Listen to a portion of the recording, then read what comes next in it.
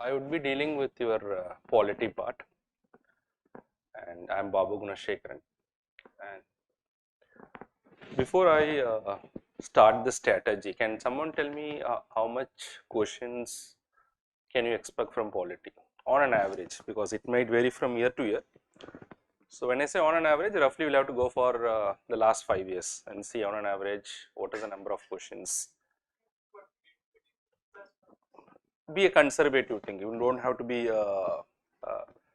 very liberal on your estimates. Conservatively, if you see, because there are some questions you can put it in polity part also, probably in certain other areas also, excluding those things, even if you put it.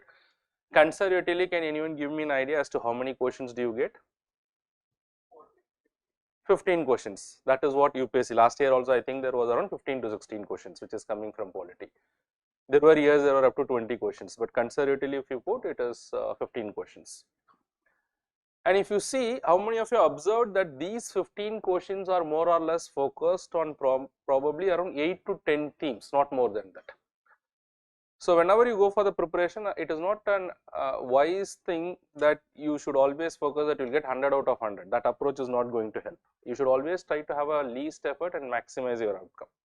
So that is the exact strategy that I am going to implement. So I am not going to take much of your time. We will see most of the things in action, but I just wanted to say the entire course will rest upon 3 important principles when it comes to the prelims examination. The first principle is your conceptual clarity, especially in all the subject and in polity, because I have seen students, they think polity is a very easy subject, but you will have nightmares when you come out of the examination hall when you check the answers, because you have done a lot of silly mistakes. That is exactly what I am trying to bridge in this particular course. So first is the conceptual clarity. How do you get conceptual clarity? Is only by applying the knowledge. So we will also do a lot of practice questions, which is almost modeled on what is called as the UPSC lines. I am not saying that it is a UPSC questions, but I am saying the practice questions, which I myself have made most of these questions, which is almost modeled on UPSC things. Okay, first is conceptual clarity. And when I say this conceptual clarity, I will take upon important themes. It will not be as it is there in the Lakshmikant. It is my own model, which I will make sure that you are getting 80 to 90% of the questions right.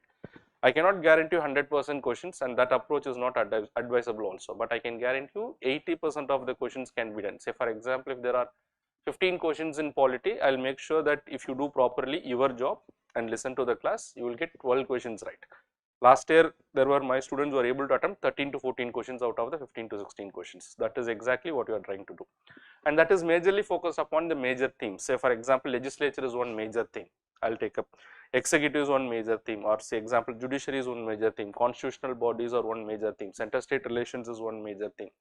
So it is a theme wise that they will take up. Philosophical topics are one major theme. So in that way we will take up theme by theme, and then we will do a lot of practice question, and then we will also add up relevant current affairs. So the word relevant current affairs is very important. I am not going to be very exhaustive on current affairs, but based on the previous year question papers and assessment, there are certain current affairs, there is a possibility of being asked. So we will touch upon those current affairs. So practice, first is conceptual clarity, practice, and then the third pillar as a part of this course is also what is called as reverse learning, because your preparation will not be full unless and until you do this reverse learning. There are certain things that if you follow the books and then go to the examination, you will not be able to do it, because whatever UPSC is giving is only an indicative syllabus. UPSC has not given you the exhaustive syllabus. So what you are going to do is the reverse learning, which we will do it by solving what is called as the previous year questions. We will have a lot of insights by solving the previous year questions, and through that also we will enhance our conceptual clarity. So these are the 3 major pillars that I am going to focus upon during the preparation. Okay. So first I have just repeated. So first is the conceptual clarity, and top of the conceptual clarity we need to apply that knowledge. So we will need to do a lot of questions, and then we will do what is called as the reverse learning. In all the 3 process, wherever whatever is relevant, I will update the relevant current affairs. Alright. So this is exactly what we are going to do, and the target is 80% of the questions, maybe a little more than that. I have been being very conservative when I say about 80% of the questions. Just before I wind up, so can anyone tell me in prelims, when you focus on the prelims, because it is a prelims centric course, how many questions do you think that it is on the conventional type when it comes to the polity part? Is it more current affairs oriented, or it is more conventional oriented? It is more conventional oriented, because the mains approach might be little different, but when it comes to prelims, it is a more conventional. UPSC wanted to check your knowledge, and One important thing is I will not follow the Lakshmikant, but when you attend my course, you will be able to revise and know most of the things that is there in the Lakshmikant. So think from an examiner point of view, don't think as a student when you appear for the examination. When you think as a student, you will not be able to prepare. No examiner who is setting the question paper for UPSC is going to read Lakshmikant, and Lakshmikant is only for the students. Lakshmikant is only a collection of all the questions that has been asked over a period of time. It is not a, I would say, a textbook which the examiner is going to refer.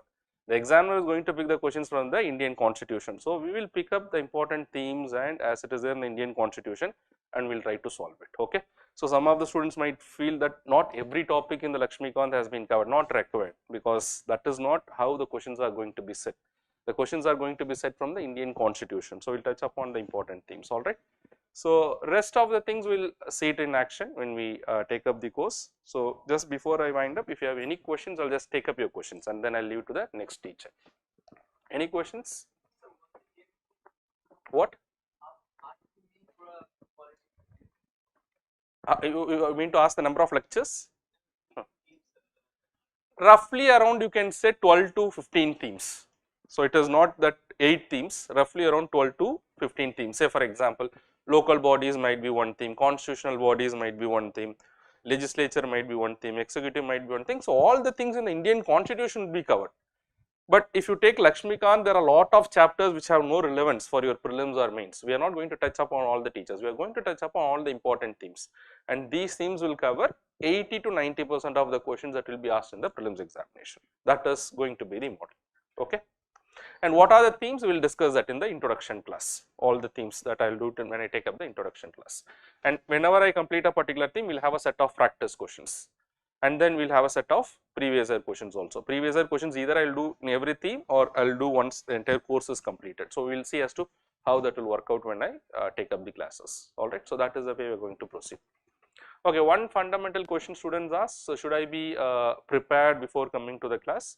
I do not expect you to be prepared well as you would appear for the examination, but I would expect you to know the basics. Say for example, I may not explain you what are the fundamental rights. I would expect the student to understand what is a fundamental right. So that is done in a foundation course. And having the restriction here, I may not expect you to know everything about the Election Commission of India, but you should know what is Election Commission of India. You should know what is a constitutional body. I cannot keep explaining what is a constitutional body. So these are few basics that probably which any foundation student would know, whether you are actively prepared or not, but once you attended a foundation, you will have a certain level of knowledge. That knowledge if you have, I think it would be good enough to follow up the classes, alright. Any further questions? Alright, so let me just see.